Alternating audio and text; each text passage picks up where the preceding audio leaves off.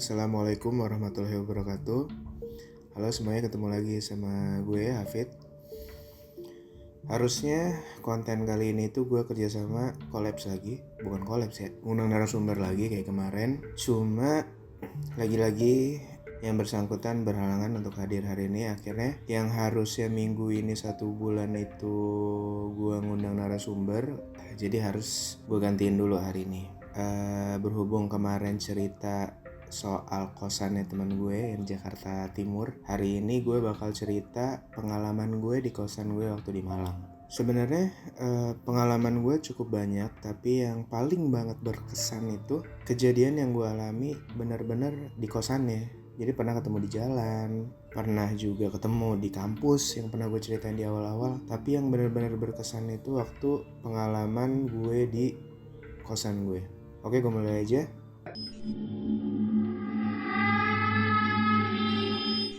Jadi ceritanya waktu gue kuliah dulu sempet rame di Kaskus. Mungkin teman-teman juga udah banyak yang tahu, soalnya udah pernah difilmin juga, yaitu Keluarga Tak Kasat Mata. Nah dulu itu gue seneng banget baca threadnya, karena menurut gue itu cerita yang paling serem yang waktu itu pernah gue denger. Salah satu ya, maksudnya gue udah jarang banget kalau baca cerita-cerita horor tuh sampai merinding, dan gue mulai ngerasain lagi pas Keluarga Tak Kasat Mata itu. Yang menarik dulu itu, menurut si penulis katanya kalau kita baca tulisan itu suka ada yang ikut, entah ngalamin atau apa gimana gitu. Intinya katanya ada yang ikut dengar segala macam. Nah gue waktu itu nggak percaya dong, apaan sih ya, mungkin ngikut tapi ya paling apa sih, maksudnya nggak ngerasa gimana lah. Sampai akhirnya suatu malam di episode keberapa gitu gue lupa, intinya yang ceritanya waktu itu ketemu si nenek-nenek yang gitu, gue ngalamin sesuatu yang menarik. Jadi waktu gue baca itu, tiba-tiba tangan sebelah kiri gue tuh merinding. Spesifik ya, tangan sebelah kiri ya. Tadi kiri apa kan ada ngomong kiri. Sebelah kiri gue merinding. Awalnya gue ngerasa mungkin karena ceritanya emang waktu itu serem banget. Akhirnya gue jadi merinding. Nah cuma setelah merinding itu tiba-tiba laptop gue yang tadinya mati tiba-tiba nyala sendiri. Bunyi lagi, bunyi bener-bener yang kayak dari mati ke nyala. Entah itu standby apa gini, intinya itu laptop gue bunyi bener-bener yang dari mati ke nyala kan. Kalau dinyalain tuh suka bunyi. Kaget dong gue. Bunyi kan, kaget gue, wah apa nih. Nah cuma waktu itu gue ngerasa tenang-tenang aja, karena kebetulan teman sekosan gue ada yang kalong, suka banget main game online, dan mereka tuh bisa sampai jam 1 pagi baru selesai main, bisa sampai pokoknya kalong banget deh. Jadi gue ngerasa waktu itu tenang aja deh, kalau ada apa-apa gue tinggal kabur ke kamar mereka. Sampai akhirnya gue baca lagi. Setelah gue baca, tiba-tiba pintu kamar kosan gue itu kan bawahnya agak kurang rapat, jadi kalau misalnya ada yang lewat-lewat itu kelihatan tuh bayangannya tuh. Dan itu terjadi.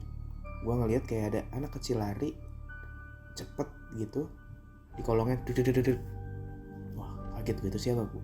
Saat itu juga gue berpikir itu adalah cucunya bapak kos gue, karena cucunya bapak kos gue tuh sering main ke atas. Akhirnya gue sok-sok nenangin gitu, sampai akhirnya ada kejadian. Waktu itu udah jam 12:30 pagi kalau gak salah waktu gue baca itu ya.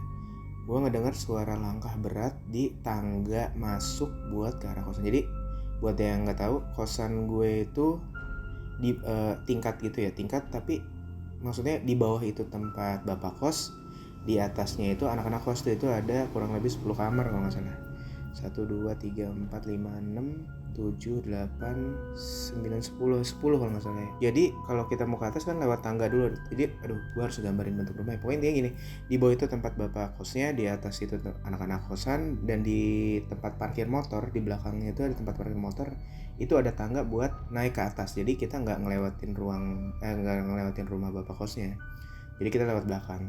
Nah itu kan naik tangga tuh, ada teman gue gemuk, anaknya gemuk, montok lah sebutin aja, namanya Ricky.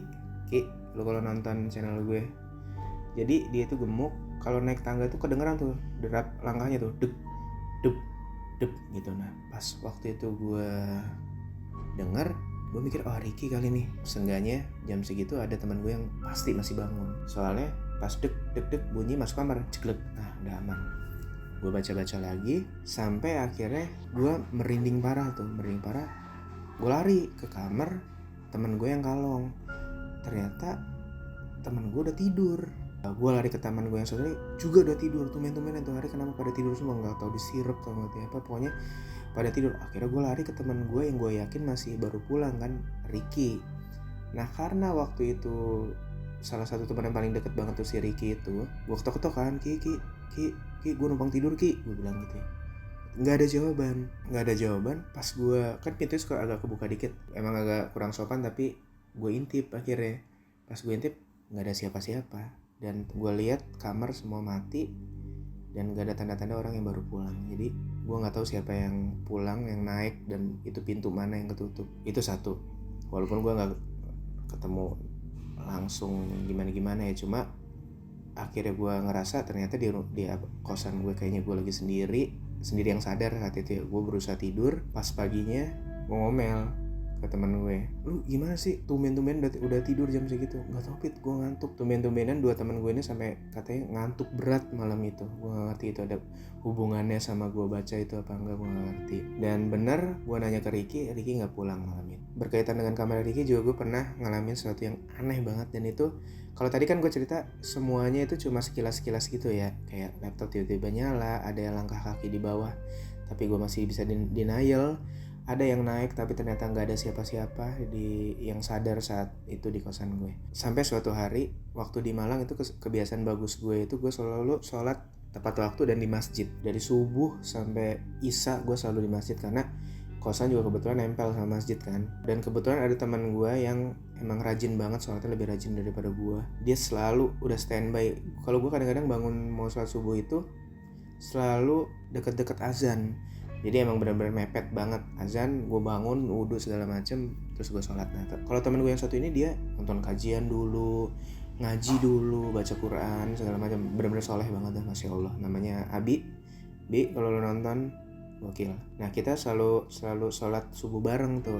Karena gue juga minta bantuan, tolong bangunin gue kalau takutnya gue hilaf apa gimana, kebablasan. Sampai akhirnya gue nularin juga ke Ricky juga jadi sering sholat subuh bareng kita. Hingga suatu hari Abi udah berangkat, gue bangun agak mepet. Waktu itu dibangunin tapi gue ngantuk banget. Mungkin si Abi, mungkin Mas Hafid nggak ke masjid kali, tapi dia akhirnya di jalan duluan. Terus akhirnya gue bangun, gue mau ke masjid, gue ngajak Ricky dulu. Terus pas gue ketok-ketok, Ki sholat yuk Ki.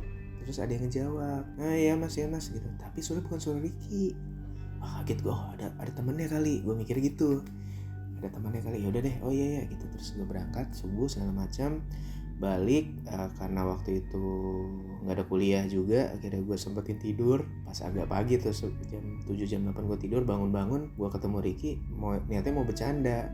Wah parah loh, segitu doang kekuatan lo buat keinginan lo buat sholat subuh di masjid. Terus si Ricky kayak bingung.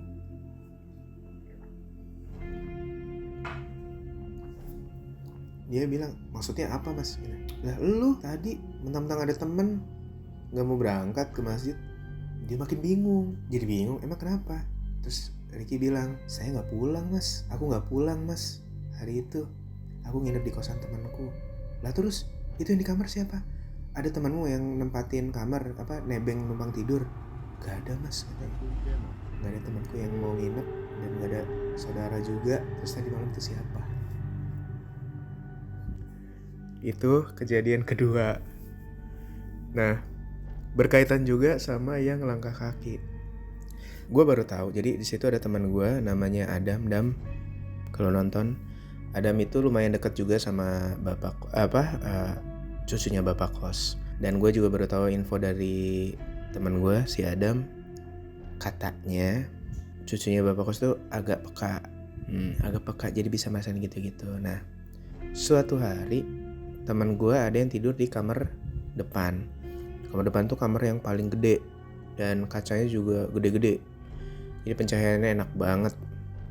Sayang gue waktu itu pas pindah ke situ kamarnya udah penuh.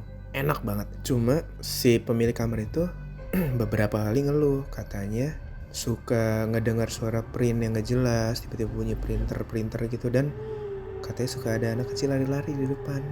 Nah, nyambung sama cerita gue yang tadi kan. Katanya ada suara anak lari-lari di depan. Laporan dong ke bapak kosnya. Info dari cucunya bapak kos juga, ada makhluk kayak tuyul situ, cuma gak ganggu katanya.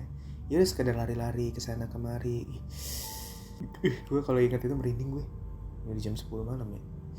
Merinding banget, gila. Berarti yang gue lihat waktu itu jangan-jangan makhluk itu. Wah, gue kalau ingat lagi masih merinding gue. Itu kejadian ketiga.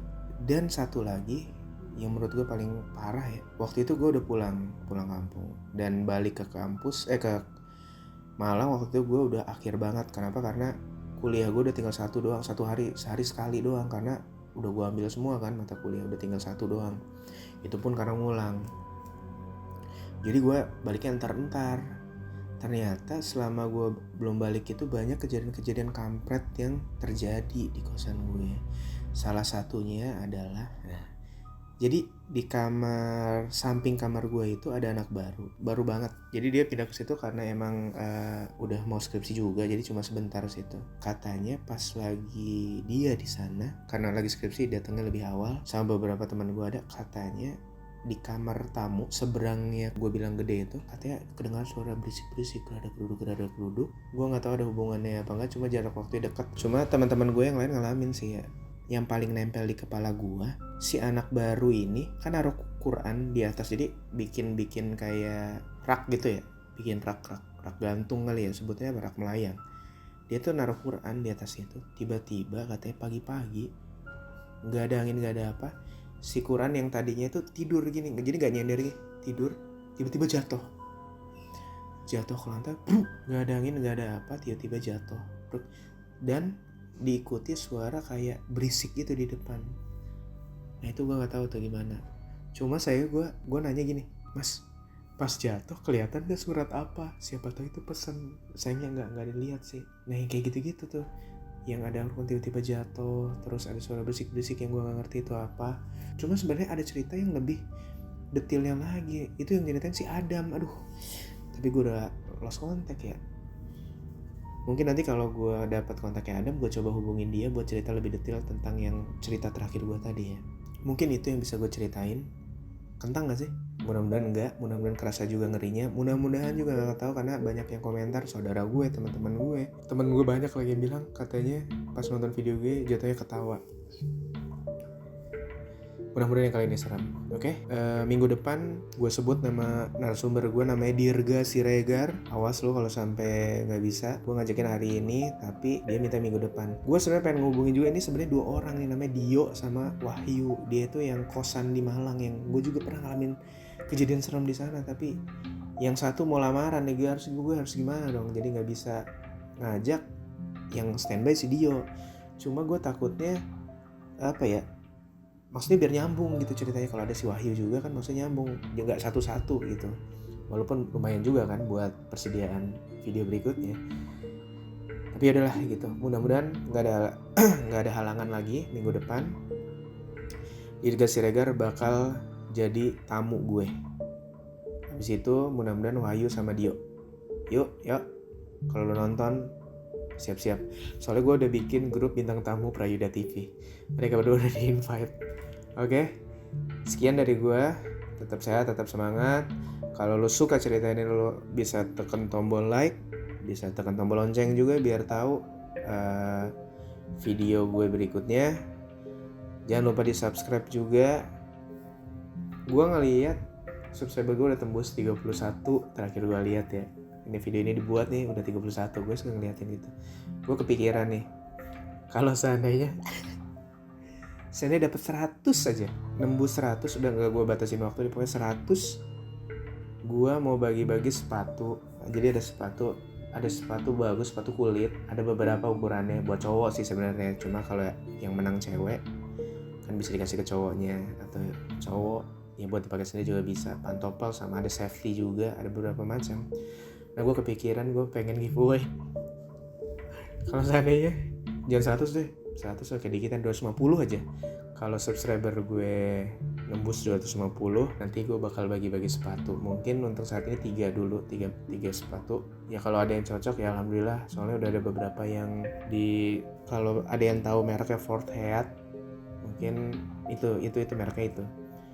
Gitu aja. Oh iya syaratnya ya.